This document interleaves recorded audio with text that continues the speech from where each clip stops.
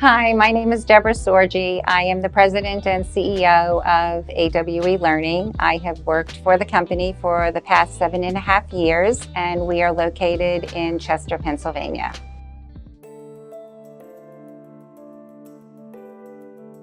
So I am a former school teacher by trade. I taught school in inner city New York in the mid to late 70s. And in 1980, I joined the educational technology publishing industry. And for the past 4 decades, I have spent my time in digital technology.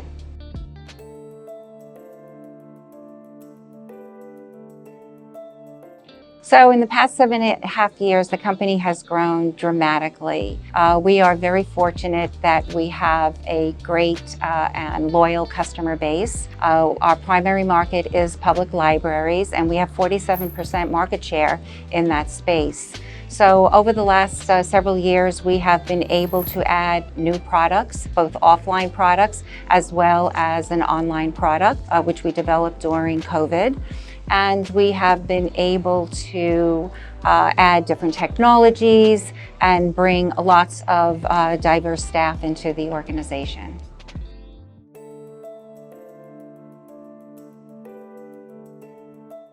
So our products are designed for young children ages 2 through 12, and our focus is on literacy. All of our products are stream aligned so that we're focusing on all of the key areas like science, technology, engineering, reading, mathematics, the arts. And we offer our products in a offline environment where we sell a complete solution of hardware, software, and support services. And then we also offer a subscription-based service, which is purely an online product.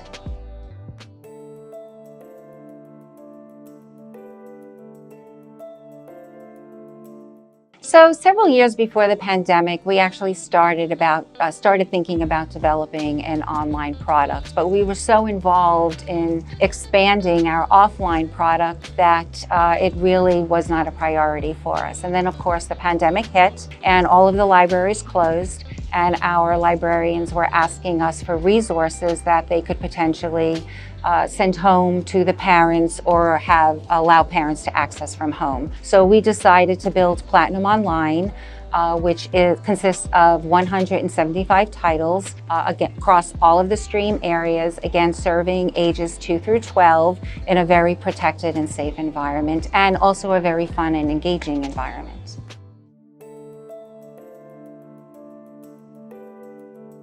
So we were very fortunate during COVID-19 that we were able to maintain interaction with our customer base. You know, at the onset, most of the libraries were closed, but we were working with our customers to prepare them for once the pandemic was over and they would start to reopen their libraries. And again, once we were able to build and launch Platinum Online, we then had a subscription-based, cloud-based solution that they could then offer to their patrons.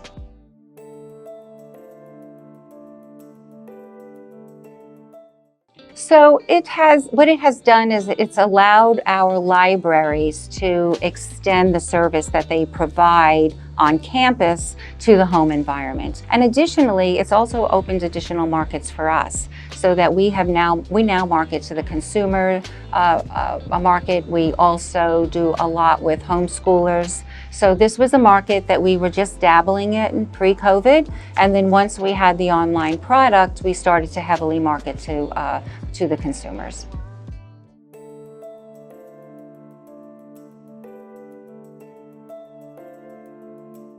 So the challenges are to make them fun and engaging, because these are digital natives, right? These are kids that have grown up with technology from a very, very young age. So we are competing with the smartphones, right? We're competing with social media apps. So the key is to make sure that the content is fun and engaging and is educational. Right? So we want it to be fun and engaging, but we do provide a curriculum-based solution. So we want to make sure that we are teaching the skills across the spectrum, as well as providing a fun environment for children.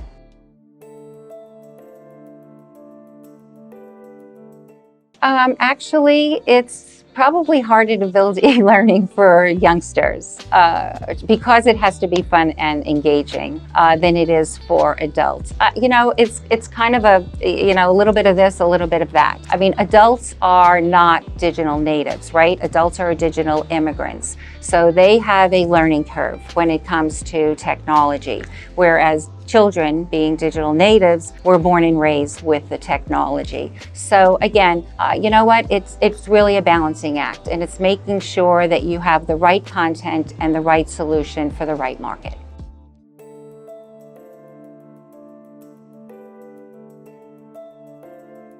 Well, I can honestly say that I have a Chat GPT account.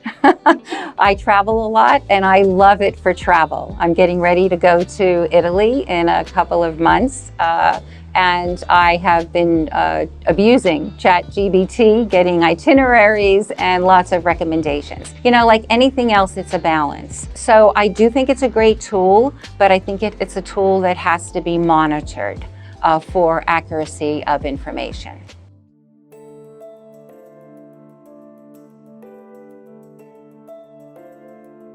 So right now we don't. It is something that we are pursuing. We are looking into it because it is the biggest trend right now. I am a big proponent of AI, and I think it has tremendous opportunity in the education space. But again, it's something that has to be monitored, and it's also something that has to be developed appropriately for the younger generation. The key for AI in education is professional development for teachers, because you can have an amazing tool, but unless teachers know how to use that tool and are comfortable using that tool will not be successful.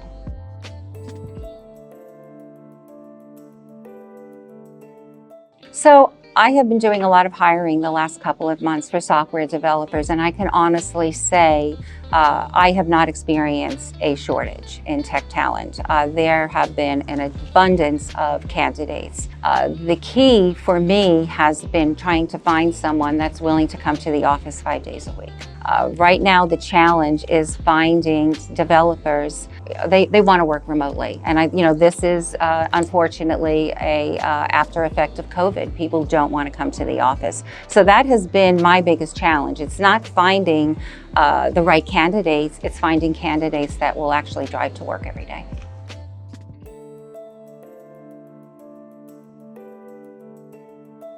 So we're a very small organization. I like to say, it's a small organization with a big stick. We're very effective with the resources that we have. And it's a very hands-on environment and a very roll-up-your-sleeves environment. People will pitch in and will help no matter what department they belong to. So during COVID, we did a lot of cross-training because, like most companies, we had to cut back on resources. So we did a lot of cross-training, and we have continued that cross-training. So it's really nice having people that are trained in multiple responsibilities across several departments. So the culture here is, if somebody needs help, we all drop what we're doing and we help each other.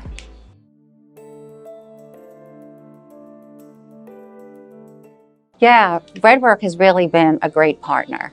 We turned to them at the beginning of COVID when we realized we needed to build an online product, and our goal was to mirror our offline product. So we did not have the resources or the expertise in-house to build a cloud-based product, and a former employee recommended Redwerk. We interviewed Redwerk along with several other potential consulting firms, and we really love the team at Redwerk, and it's really been a pleasure working with them. They're incredibly professional, and people say, but what about the fact that you're dealing with an overseas company? What about the time zone differences? And it has been a non-issue. They're incredibly responsive, highly communicative. We had a great project team.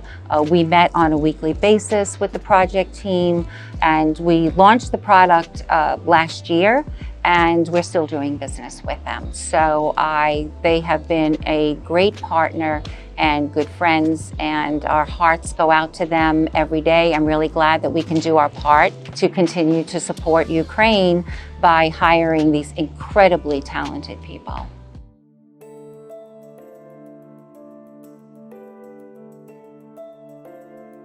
So of course I wanted the product delivered yesterday. And the Redwerk team was great with establishing milestones, establishing benchmarks. We put a timeline together that was realistic. I wanted to build the product in 6 months, and they were very realistic at the front end and said that is not going to happen. It's going to take us 8 to 12 months, and it did take 8 to 12 months. But once we launched the product, it was a stellar product, and we all celebrated accordingly.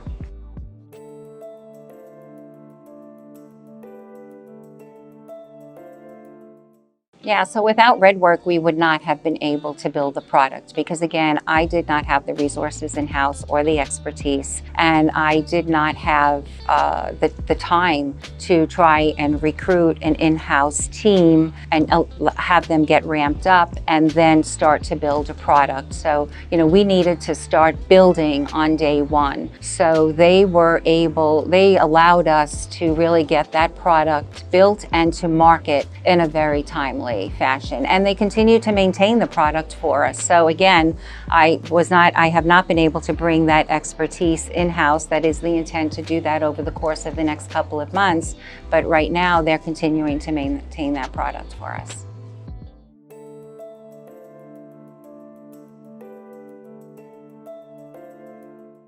So I'd recommend them in a heartbeat. So I am happy to provide a testimonial for them. I'm happy to be a reference for them. I have been. I think they do great work. Again, I think they're very professional. So I think that any organization that is looking to build a product where they do not have the resources in-house or the expertise in-house, I would recommend that they talk to Redwerk because they do good work.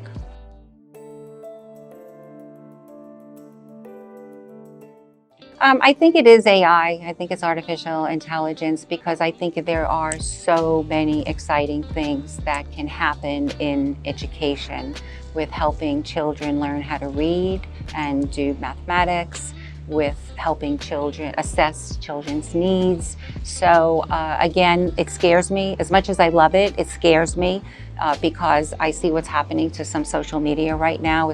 Kids are just totally out of control with it. So my mother always used to say to me, everything in moderation, and I truly believe that the products, technology is great as long as we don't abuse it and as long as we monitor it.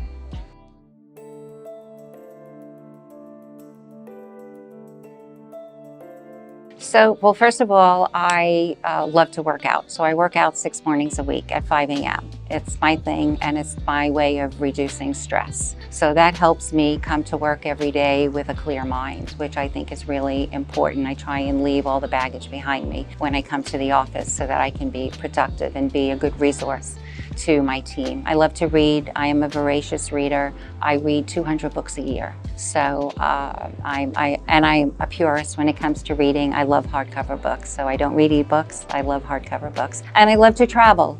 And that's when I started, working on Chat GPT to, kind of put together some itineraries. So it's, and family, probably that's my most important hobby. I travel a lot for business. I commute every week to work because I don't live in Pennsylvania. I live in New York. So the more time that I can spend with my family on the weekends, to me, that's the most important thing I can do.